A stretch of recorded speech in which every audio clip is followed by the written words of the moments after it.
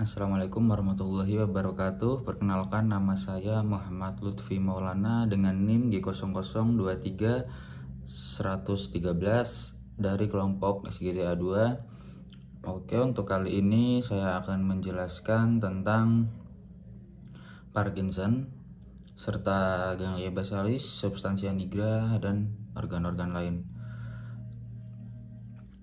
Oke, untuk pertama-tama di sini Parkinson. Untuk Parkinson itu sendiri merupakan gangguan neurodegeneratif yang mempengaruhi sistem saraf pusat, terutama area otak yang disebut substansia nigra.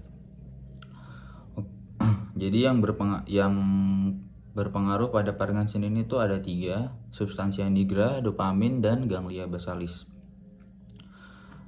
Oke, substansia nigra itu sendiri merupakan bagian dari midbrain yang mengandung sel-sel saraf yang memproduksi dopamin. Terus juga dopamin itu neurotransmitter yang mengatur gerakan.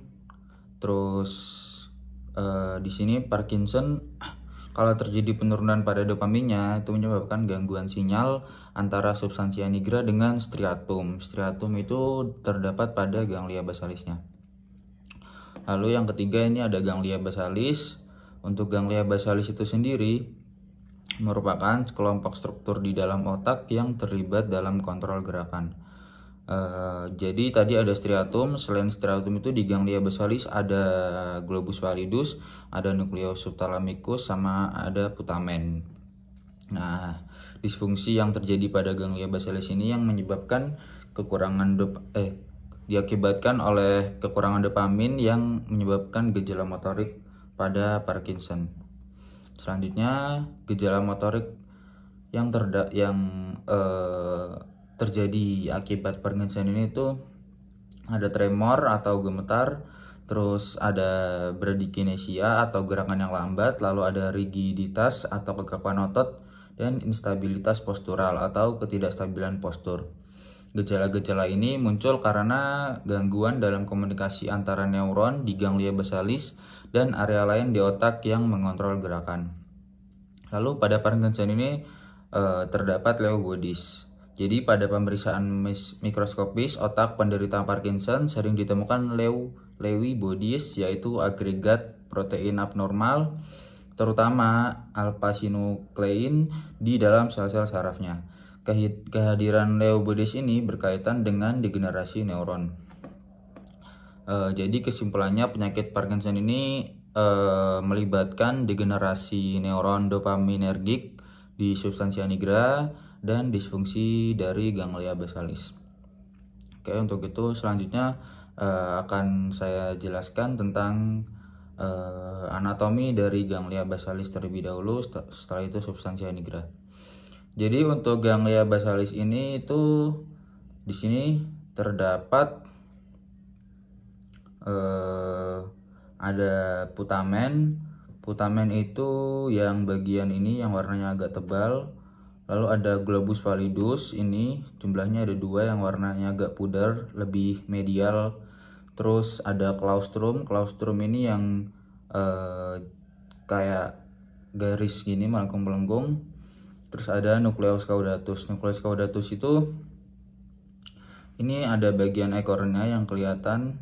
Terus ada kepala dari nucleus caudatusnya ini. Lalu ada insula. Insula itu bagian sini. Dan ada talamus. Oke, untuk gambar lebih jelasnya seperti ini. Ini ada nucleus caudatus. Jadi dia itu ada kepalanya, ada badannya, dan ada ekornya. Talamus terletak di sini. Oke, selanjutnya ke substansia nigra.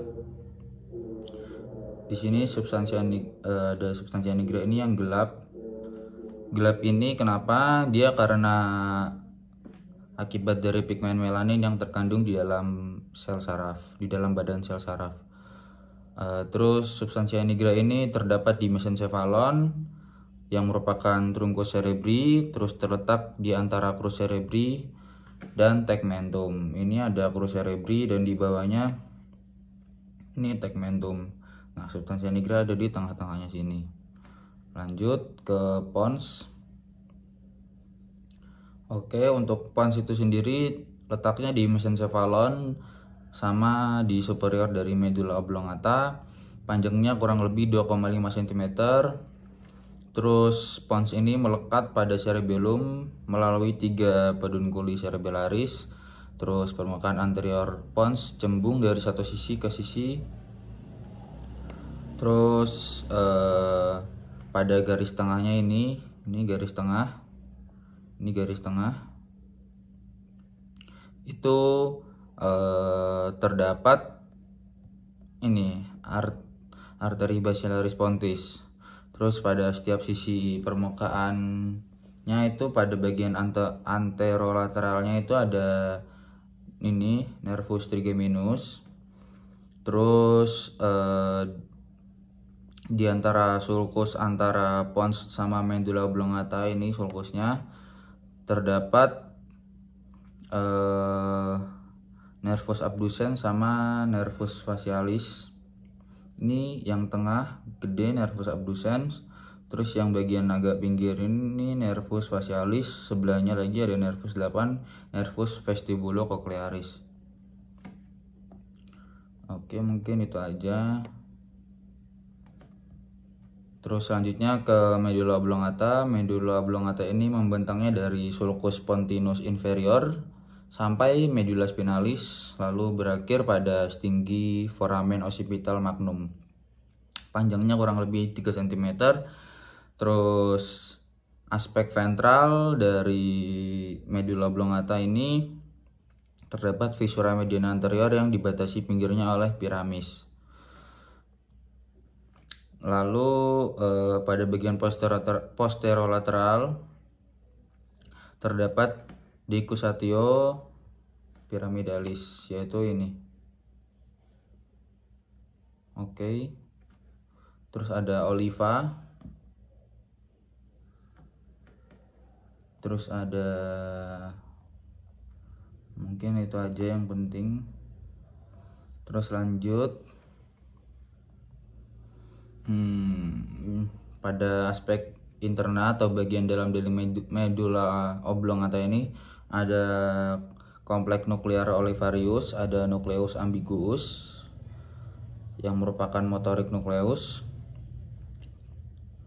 Terus ya ini bisa dilihat ada sangat banyak.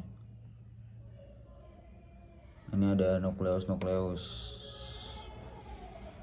Ini ada trigeminus, ada nervus facialis, ada nervus vestibulocochlearis. Langsung lanjut saja ke cerebellum. Untuk di cerebellum ini sendiri, cerebellum itu terbentuk dari bagian posterior dari lamina alaris metencephalon. Pada bagian cerebellum ini juga dibagi menjadi 3 lobus. Ini ada permukaan superiornya kalau dilihat dari atas.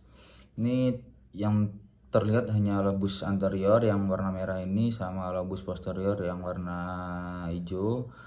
Sedangkan kalau dilihat dari bawah itu atau permukaan inferiornya itu terlihat yang merah ini permukaan anterior atau depan, terus yang tengah ini lobus floculonodularis, terus yang paling belakang hijau ini lobus posterior.